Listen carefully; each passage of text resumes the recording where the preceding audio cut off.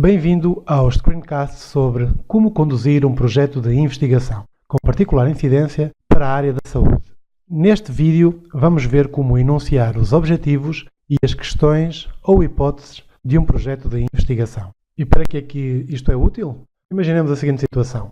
A enfermeira da USF queria planear um ensino de cuidados ao recém-nascido para ministrar às grávidas da sua região. Ela suspeita que a ansiedade pré-natal dessas grávidas possa diminuir se elas souberem como cuidar dos seus bebés. Mas como é que ela informa o mundo dessa intenção, daquilo que ela quer fazer? Sim, porque ela não vai fazer a investigação só para si. Vai partilhar as suas descobertas com os demais. É assim que a ciência evolui. Vai redigir, vou fazer um estudo para ver se os cuidados aos recém-nascidos estão relacionados com a ansiedade pré-natal das grávidas.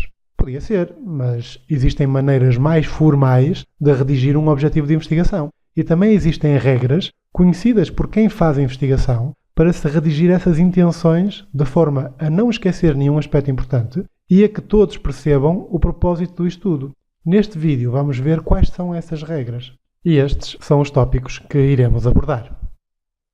E começando pela visão geral desta última etapa da fase conceptual, convém relembrar que um objetivo de investigação é um enunciado, portanto uma frase, que indica o que é que o investigador tem a intenção de fazer no estudo, que vai começar a levar mais para o terreno, uma vez que esta é a última etapa da fase das ideias, dos conceitos. E como já vimos os vários níveis que existem de investigação, esse objetivo pode incluir verbos como explorar, identificar, descrever, explicar, de acordo com o nível a que se vai conduzir a investigação.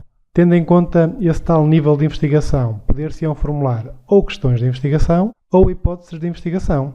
As questões são mais para os estudos exploratórios, aqueles introdutórios, descritivos, eventualmente na fronteira com os correlacionais, ver se há relação entre coisas. Já as hipóteses formulam-se quando os estudos são correlacionais puros ou experimentais, fazer experiências e manipulando algumas variáveis para ver o que é que acontece.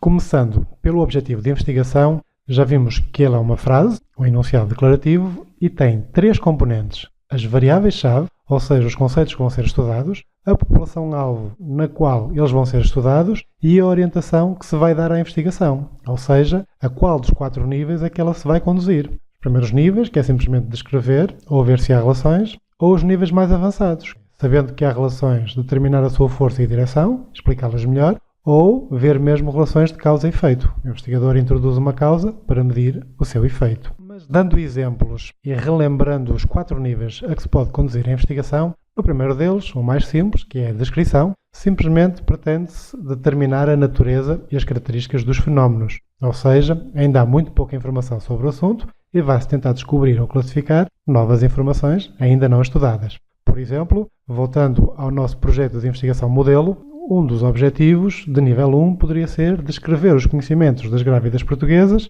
sobre os cuidados a prestar ao recém-nascido. Podemos identificar aqui as variáveis, que neste caso são os conhecimentos sobre os cuidados a prestar ao recém-nascido, é a variável que está a ser estudada, a população-alvo são as grávidas portuguesas e a orientação da investigação é dada pelo verbo descrever, primeiro nível, simplesmente descritivo, ou seja, no final a resposta a isto seria: as grávidas têm conhecimento sobre a área da amamentação, sobre a área da vigilância dos sintomas de doença ou não, e elencar-se-iam as áreas das quais elas tinham conhecimentos. Já no nível 2, que consiste em ver se há relação ou não entre dois ou mais fenómenos, ou seja, já vai um pouco mais longe do que a descrição, já vai tentar relacionar fenómenos.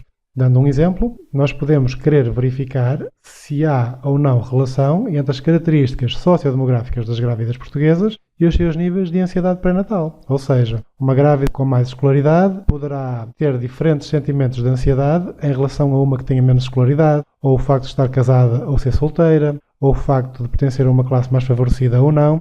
Mais uma vez, identificamos aqui as três componentes de um objetivo. As variáveis são as características sociodemográficas e a ansiedade pré-natal, aqui já há duas, ou seja, do nível 2 em diante há sempre pelo menos duas variáveis, enquanto que no nível 1 da descrição poderá existir apenas um. As variáveis estavam identificadas, a população-alvo continuam a ser as grávidas portuguesas e a direção é dada pelo verificar a existência de relação, ver se há ou não há relação. Pode ser que sim, pode ser que não. Nível 2. Continuando para o nível 3, que é o nível da explicação, aqui já se sabe que existe relação entre os fatores, já foram estudadas essas relações e vamos estimar a força e a direção dessa relação, de forma a explicá-la melhor.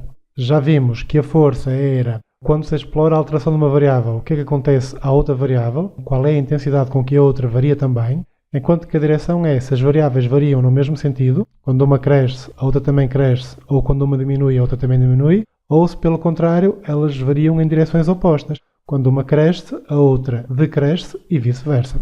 Dando um exemplo do projeto que temos vindo a seguir, determinar a influência de ser ou não ser primípara, ser a primeira gravidez ou não, nos conhecimentos que as grávidas portuguesas têm sobre os cuidados a prestar ao recém-nascido. Provavelmente, quem não é primípara, quem já teve um filho para cuidar, terá mais conhecimentos do que quem é primípara. E reparem que aqui já se sabe que existe relação, vai-se tentar explicá-la melhor. Quais são as áreas dos conhecimentos que estão mais aprofundadas para as não primíparas e quais são aquelas em que não há grandes diferenças entre o facto de ser primípara ou não. Mais uma vez, o exercício de identificar as três componentes. As variáveis são ser ou não ser primípara e a outra variável são os conhecimentos sobre os cuidados a prestar ao recém-nascido. A população-alvo são as grávidas portuguesas e a orientação é dada por determinar a influência. Portanto, já se sabe que há uma relação, vai-se medir essa influência. Nível 3. Finalmente, ao nível 4, nível do controlo, em que o investigador tenta controlar uma situação. Ele provoca, ou seja, introduz um elemento do exterior, de forma a medir o resultado que ele origina. No caso do nosso exemplo, nós pretendemos determinar os efeitos que um programa de ensino de cuidados ao recém-nascido vai ter sobre a ansiedade pré-natal das grávidas portuguesas. Se os profissionais de saúde instruírem as mães grávidas sobre como cuidar de um recém-nascido, se lhes derem essa formação mais estruturada, que influências é que isso vai ter sobre a ansiedade pré-natal? Vai diminuir? Vai manter-se? Vai aumentar? Provavelmente vai diminuir. As três componentes são a variável, o programa de ensino de cuidados e a ansiedade pré-natal, população-alvo, grávidas portuguesas, e a direção é determinar os efeitos. Introduz-se um programa de ensino e vai-se medir o que acontece. Passando agora às questões de investigação, já é um enunciado interrogativo, portanto, já é uma pergunta e não uma frase, como eram os objetivos. Também é escrito no presente e inclui as mesmas três componentes, as variáveis, a população a estudar e a forma como é feita a pergunta dá uma ideia da orientação que se pretende dar à investigação.